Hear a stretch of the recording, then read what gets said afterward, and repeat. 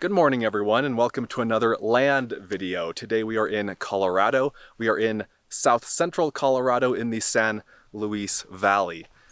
We're going to look at 3 different pieces of land, and it'll be in the style of House Hunters or House Hunters International, the TV shows, where we look at the 3 properties, and then at the end of the video I tell you guys which one I would choose, and you can sound off in the comments and let me know which ones you would choose.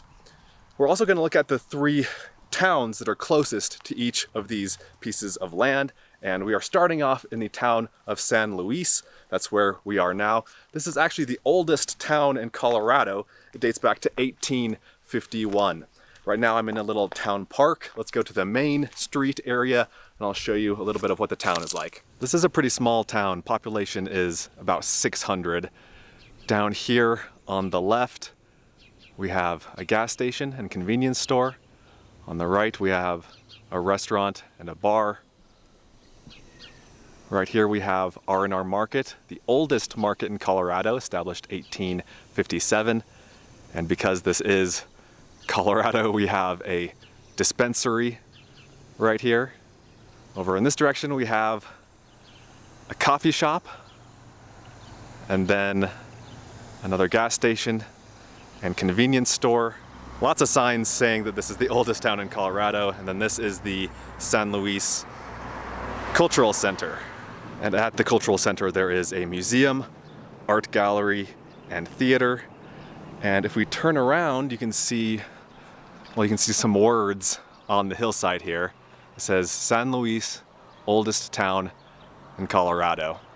At the top of the hill here is a locally famous church that's known for having a path you can walk, a little trail, and on that trail are a couple dozen statues of the life and death of Jesus, the various stations of the cross. And so that is San Luis. For a tiny little town, it's actually kind of a pleasant little place. You know, there are hills around, the mountains aren't too far away. Not a bad spot. Also not too far away is the first piece of land that we're going to, which is about 5 minutes in this direction. So I'll meet you over there. We are now at property number 1, but before I show it to you, let me talk about the drive of getting here. So it did take about 10 minutes to get here. It was about 5 minutes of driving on the paved highway, and then 5 minutes of driving on dirt roads in this little subdivision. So the main dirt road in the subdivision was, I would call it a medium clearance road. I wouldn't take a passenger car, but I think most SUVs and trucks would be able to make it. There were 2 kind of questionable spots. One was a spot where there was kind of a deep water runnel through the middle of the road. And then another was kind of a steeper, rocky section. And then when I turned from that main dirt road onto the little side road that this lot is on, that's when I was glad to have high clearance, because there's kind of a road, like you can see where the road wants to be. It has been cleared at some point in the past, but it's been a while. And so it's mostly overgrown again. You can tell that that's where you're supposed to be driving because there are fewer bushes there compared to the sides of the road, but it's basically overgrown, and I was driving like through bushes to get here, and so for that you do want high clearance. And so let me show you the property here. So this lot is a 1/4 of an acre for $1,300, which is a surprisingly good price, I think, even given the access road conditions. I mean, you could probably spend a couple days clearing out the road and then have it be somewhat decent. 1/4 acre, so it's 60 feet across. So from the car to, let's say, about here, and then 150 feet deep. So again, from the car to my tripod that I have set up, that you can see kind of right in the middle there. That is the size of the lot. So from the car to the tripod, from the tripod to me, and then from me to like over here somewhere. The ground here is sort of typical desert scrub brush. We also do have some cactus and some rocks. But overall it's relatively flat, and the views are surprisingly great. We're kind of on a little bit of a rise. We have views of some 14,000 foot peaks. I think this is Blanca Peak over here somewhere in the Sangre de Cristo Mountains. And the mountains continue over here. There are no other things in this immediate area. Like there are no campers parked here. There are no houses built here. As far as I can tell, there's nothing built or even parked in this little subdivision. And then this is getting into some of the volcanoes of northern New Mexico over in that direction. Cell phone service here is pretty good. I have almost full bars. It seems decently fast. I think the question is, would or could you bring a camper here given the condition of the roads? I think you could, but again, you'd be plowing through bushes. You probably want to have a little bit of clearance on your trailer before you get here. And so let's talk about that. Let's talk about the legalities of what you are and aren't allowed to do on this land. So we are in Costilla County in Colorado, in southern Colorado. And as far as I can tell, these are the rules. A disclaimer, I'm not a realtor, I'm not a lawyer, so I'm just reading or reiterating, regurgitating what I've read online. So in general, in this area and in this county, you can camp on your land for 14 days every 3 months. So let's say, for example, you wanted to be here in April, you know, when the snow has kind of started to melt and the weather is looking fairly decent. So you could be here for 14 days in April, and then May, June, July, 14 days in July, and then August, September, October, 14 more days in October. I think that's pretty good. You know, if you do want to have just your own little personal private camp spot for $1,300 for a quarter acre, I think this is actually a fairly decent spot. And again, pretty close to town, pretty close to San Luis. I forgot to mention that there is a Family Dollar grocery store there, and there is a library there, again, among other things. But what if you do want to camp on your land for more than just the 14 days every 3 months? You can do that. You can get a long-term camping permit that's good for 60 days at a time, and you can get 3 of those in a year. So you can, theoretically, camp on your land for up to 180 days or 6 months at a time if you do have that permit 3 times. To get that permit, you do need to have a septic tank installed on your property. I don't know how much that costs here. I'm guessing in like the $6,000 to $10,000 range. You also need to have either a well or one of those big water containers. And then you can hook up your RV, your camper, to that water container for water and to the septic tank to dispose of your waste. And that's it for property number 1. I'm gonna head out of here to the second town that I wanted to see and show you guys. I'm gonna try to take a different route out of this little neighborhood to see if the road is any better going the other way, and I'll let you know what it's like once I get to the other spot. But yeah, the next town that we're going to is actually the largest in this immediate area, so it'll be fun to see it and show you guys what it's like.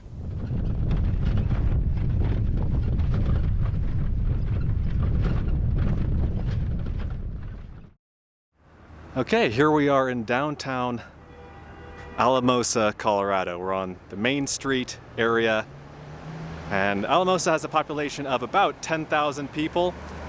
And again, it's the largest town in this area, the largest town in the San Luis Valley.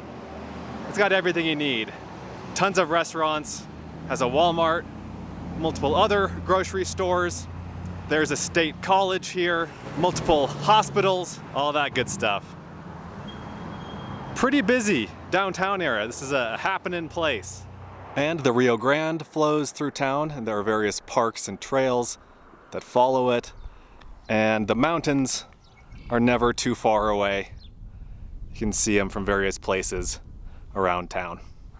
Let's head over now to property number 2. It's about half an hour in that direction. Welcome everyone to property number 2. This one is more expensive, but it is also significantly bigger. This is 5 acres for $3,500. So I'm standing kind of at the back right corner of the lot.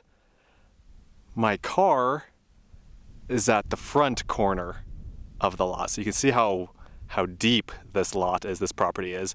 The property is about twice as deep as it is wide. And from back here, I set up my tripod again. You can see, do you see that tripod sticking up right there? In the far distance, that is the other back corner of the property. So it goes from where I am here over to the tripod, and then from here to the car, and then from the tripod to the road. It's a big piece of property, 330 by 680 feet, roughly.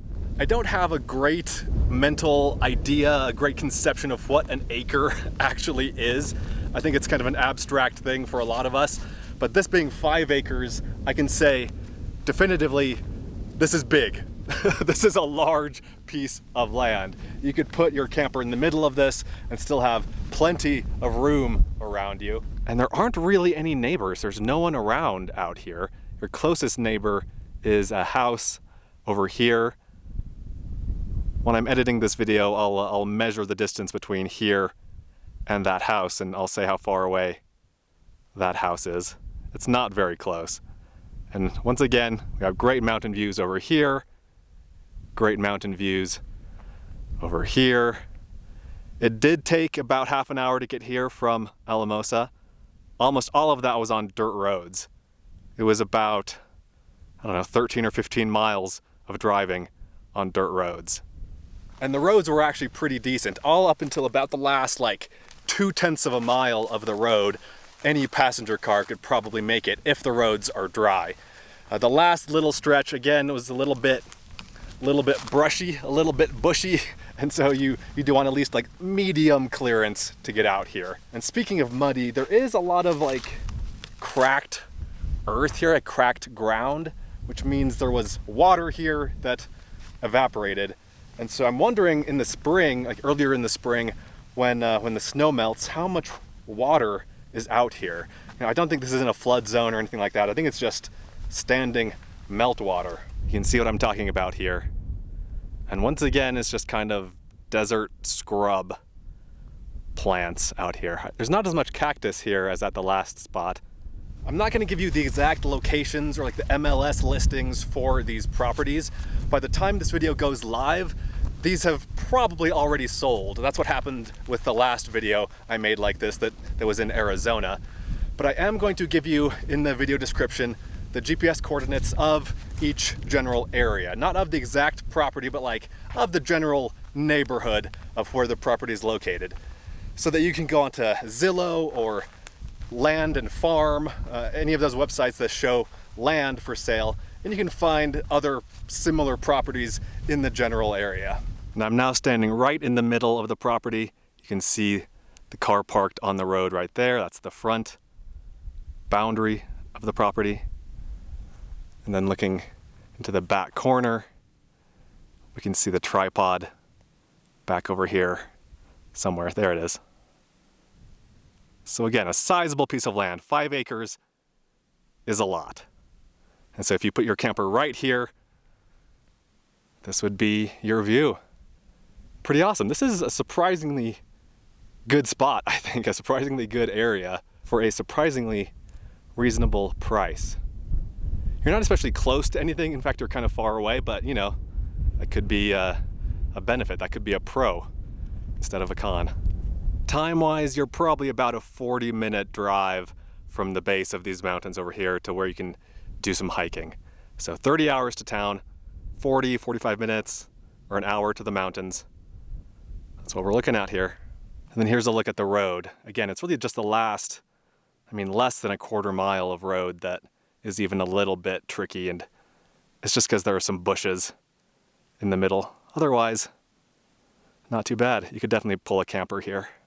And as far as the phone signal goes, I have just one bar of Verizon out here, but it's a pretty usable bar. I was able to pull up YouTube and watch a video and pull up Google Maps and didn't have any real issues with that. We're now going to go to the third and final town of the day. It's about half an hour over there, in that direction. Welcome to the metropolis of Fort Garland. We have a gas station and convenience store right there. There's a pizza restaurant right there. The Dollar General, which is the town's grocery store, is also down this road. We have a motel, a couple other restaurants, great mountain views, several 14,000-foot peaks up there. I'm at the main intersection in town and it's fairly busy. realtor right there in that building. Another convenience store and gas station right here. And then there's a museum of some sort over there. The population of Fort Garland is around 500 or 600, so about the same size as San Luis, the first town that we visited. It's not quite as charming as San Luis felt, but that's very subjective, of course. And the next place we're looking at, the next property, is about 10 or 15 minutes outside of town here. Okay, I lied. We're not going directly to the next piece of land. I wanted to make a stop and show you guys something that's close to both town and the next piece of land that we're going to go see. We are in Mountain Home State Wildlife Area, and this is Mountain Home Reservoir. Really pretty spot. There are people out here boating and fishing and camping. You can camp for free out here. This is only about 8 or 10 minutes from town and only about 8 or 10 minutes from the next piece of land we're going to look at. And this is kind of in contrast to the last property that was 20 or 30 minutes from anything. This one, this next property is close to both town and this beautiful mountain lake here. We are at the property, and I can tell you right off the bat that this is by far the best road we've been on today. It is perfectly graded. Any vehicle could make it. You could rollerblade on this dirt road if you wanted to. And this is the property. It is 5 acres. It's a square, about 450 by 450 feet, and it'll cost you $10,000. This is just a nicer area. The landscape is nicer. It's a little bit more green. There are actually trees out here. There aren't too many on this particular property, but you know, the terrain is kind of more varied. It's not just flat. It's kind of rolling hills, and you are surrounded by mountains that are closer to where we've been looking at in the past. And again, you have the better road access. I think utilities are closer to the property here, and you're close to that beautiful little lake that I just showed you. Also, at the last spot, there weren't any in like the immediate area, but in that general area, there were a lot of just kind of junky properties, for lack of a better phrase. You can tell people have been living there for a long time. They have just lots of old vehicles and just kind of trashy looking buildings, which, you know, is fine. That's what people can afford. That's, you know, that's their home. They got to do what they got to do. But there's none of that out here. There are like nice cabins and houses out in this area. And the bushes out here on this property are the same kind of thing, but these are much bigger. I mean, some of these are chest and head high. I'm kind of having to wade through the undergrowth here. And that's nice in the sense that it again kind of gives more dimension to the space, but you couldn't just park an RV out here. You'd have to actually clear the land to do anything with it. Okay, I've managed to bushwhack my way through to the back corner of the land. There's the Land Cruiser right there. And so from me to there is around 450 feet. And then I tried going over in this direction, but it was just too much bushwhacking. So imagine that same distance from here over to here. It goes kind of toward this house right there. And at the back end of the property is this sort of ravine, dry wash sort of thing. I'm on top of a little hill right here, so there is some topography to the land. And to give you a look at what else is around here, we have more buildings, more houses. Again, this is just a little bit of a nicer area. And the price reflects that, $10,000, which I don't think is unreasonable. And then we have, again, man, those views, those mountain views. That is awesome. And back over here we have some sort of big shed or barn dominium warehouse type of situation. Beautiful area. I do like the shape of this property. I like that it's a square. It gives you a little bit more elbow room to the side if your neighbors ever did decide to build something on their lots.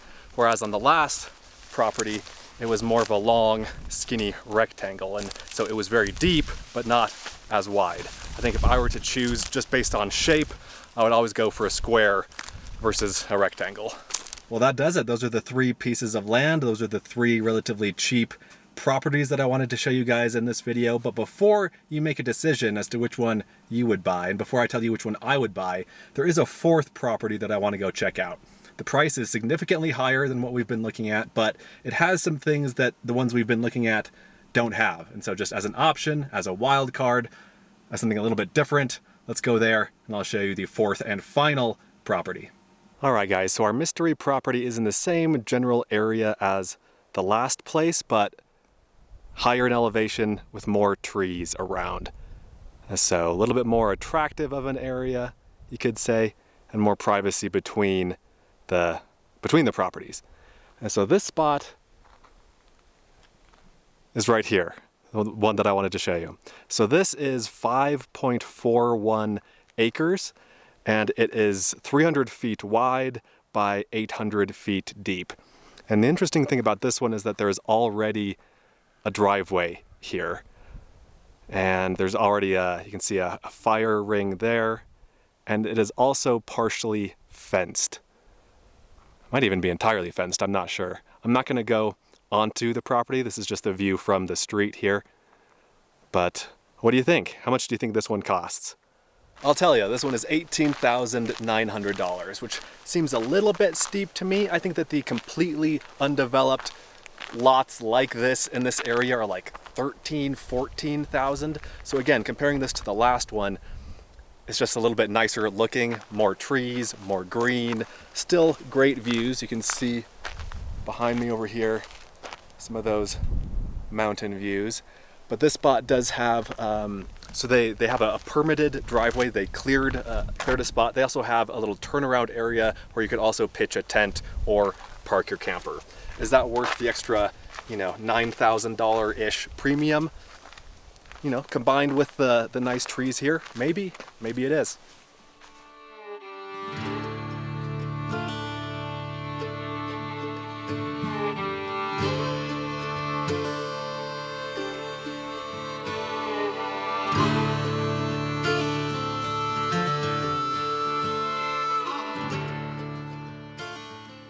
With about 10 or 15 minutes of daylight left, I found a pretty awesome campsite. Look at this, I'm tucked right underneath this tree. That's so cool. I'm on the slopes of a mountain with great views of the valley out here, with dramatic lighting and dramatic clouds. It's a pretty epic spot. Look at this. Just amazing. Well, let's talk about our land options while we still have a little bit of daylight left before it gets too dark.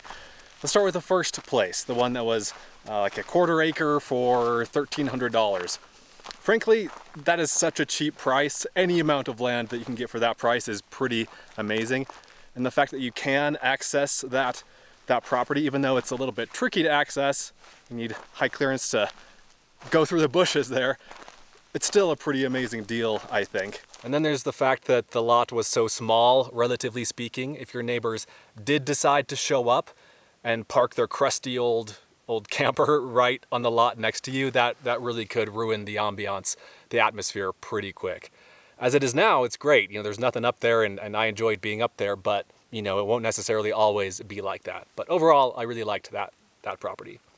But I liked property number 2 more. I think that's the one that I would choose if I had to put my money down today. That was the one that was 5 acres for $3,500 and just kind of out in the middle of nowhere, desert, dry, dusty. I liked it. There was nothing around, and 5 acres is a lot. You get a lot for your money with that property, just as far as living space goes and buffer, again, between you and your neighbors if they ever did show up. I would choose spot number 2, even though it is far from everything and isn't necessarily like the prettiest scenery, the prettiest landscape. I still liked it, and I think it's a great bargain, a great deal. Spot number 3, I liked. I think I would choose that area, that property, if I were to build a cabin, because it would fit in better with the other houses and cabins that are up there. But as it is now, it would be too much work to clear that out to just put a camper there. I feel like you're better off just buying a spot that's already ready for that. But I liked how relatively close it was to town. I liked how close it was to the lake. Great area. And then spot number 4, the one with all the trees and the driveway, I thought was just a little bit expensive, a little bit too expensive. If it were like $13,000, $14,000, I would get that, but $18,000 or $19,000, whatever it was, that's getting into some pretty serious money. And as it is now, I mean, yes, it is developed in the sense that it has that kind of rough driveway in there and a place to pitch a tent and park a trailer, but I don't know. As much as I liked having all those trees around and the feeling of being close to nature like that, I think that one is just a bit too rich for my blood. And just across the way, I didn't really talk about this or show this, but across the road there was like a big house and they were building smaller cabins there, and there were dogs, and it was just kind of loud. And yeah, I liked that general area, but they're asking a lot for that, I think. If you're just camping. If you were to build a cabin there, you know, great, go for it. But for camping, especially when there are places like this that are free, you know, it's hard to compete with free. The best way to compete with free is to have a place that's cheap, and that one was not cheap, so I would not choose the mystery spot, spot number 4. But I hope you guys enjoyed the video. I think we're gonna wrap it up. Let me know what you think. Let me know what your experiences have been like in this area. Which of the 3 or 4 properties that I showed you today would you choose?